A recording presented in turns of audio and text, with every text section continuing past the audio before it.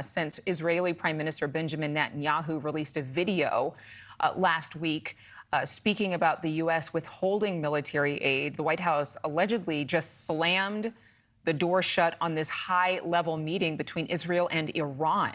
A White House official telling NewsNation that the meeting was, quote, not yet fully finalized, so nothing has been canceled, though we did get reporting that there were already dignitaries from Israel on planes headed to D.C. when that meeting was canceled. Take a look at the video that spurred this disagreement.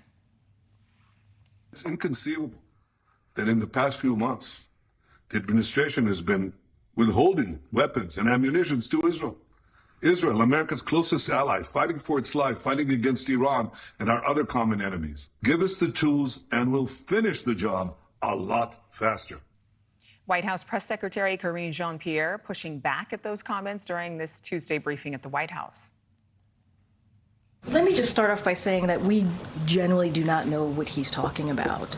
We just don't. A couple of things that I do want to add, and you're right, there was one particular shipment of munitions that was paused, and you've heard us talk about that many times. There are no other pauses, none, no other pauses or holds in place. Joining me right now, retired Air Force Special Operations Commander Glenn Ignazio. Thank you very much for being with us. You know, the White House saying they don't know why the Prime Minister of Israel would call them out on withholding supplies.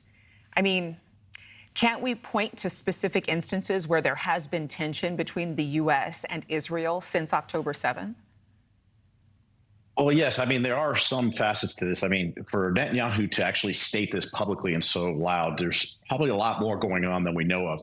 But again, he said withholding weapons. And I think they were getting into some semantics here is that, yes, we've withheld back those, 2,000-pound bombs. There's a delay in some of the F-15s that are slated to go to Israel. So as long as we withhold really one shipment, regardless of how big that shipment is, we have withhold weapons. And the thing is there's been very myopic focusing on Gaza for those weapons, but really it's on the entire defense of Israel because they're facing another threat with Hezbollah. So it's really something much more complicated and intense than what we're seeing as far as publicly.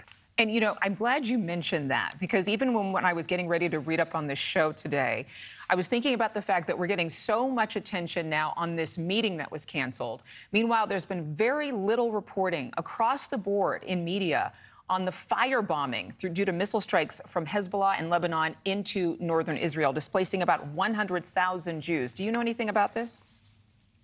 Well, yes, actually, the attacks from Hezbollah that started really the day after the Hamas attack. So the Hezbollah started firing rockets on the 8th. And what happened was a lot of the areas in northern Israel were evacuated because of that. So imagine us evacuating the entire area of Tucson because we have an invasion from Mexico. I mean, and they've been gone for many, many months, 8 months. So that's been significant to Israel. The same thing's going on in South Lebanon. And again, there's a tremendous amount of attacks going on that are really not being publicized because we're either focused on Rafah or the hostage rescue or the specific attacks from Lebanon. So there is intense conflict going on throughout the entire area, more than what we actually see on TV. And we need to remember that what we see on TV is just a facet. As you said, there's semantics, but there's also that, limited amount of information that the public knows about this conflict.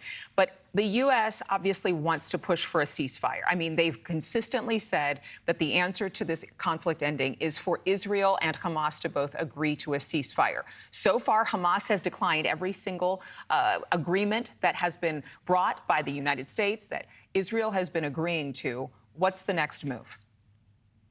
Yeah, it's actually a great question, and your details are absolutely right. I mean, everybody's focusing on Israel and what Israel is doing or not. But one of the things about this was that Hamas has to release all the hostages.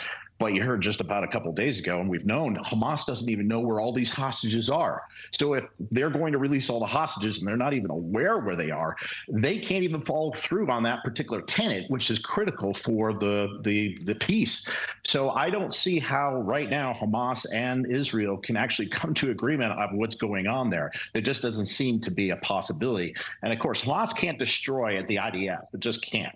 So the best way for them to do this is propaganda. And I have to say, it's almost people have forgotten about what happened in October and are focusing on only what goes on today. So a lot is happening in that area, and we really need to focus on hopefully rescuing those hostages, because Hamas doesn't even know where they all are. Wow. Thank you for watching. Go to newsnationnow.com to find News Nation on your television provider. And don't forget to click the red subscribe button below to get more of News Nation's fact-driven, unbiased coverage.